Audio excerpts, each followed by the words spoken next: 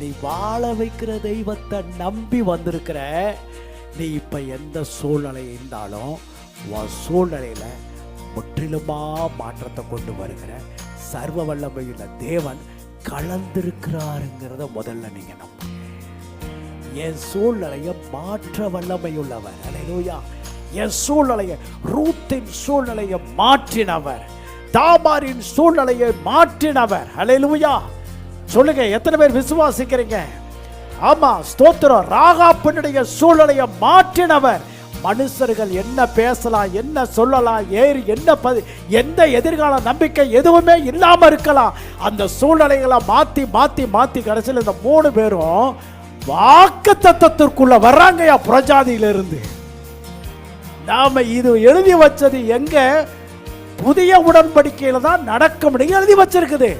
அவர்களெல்லாம் நமக்கே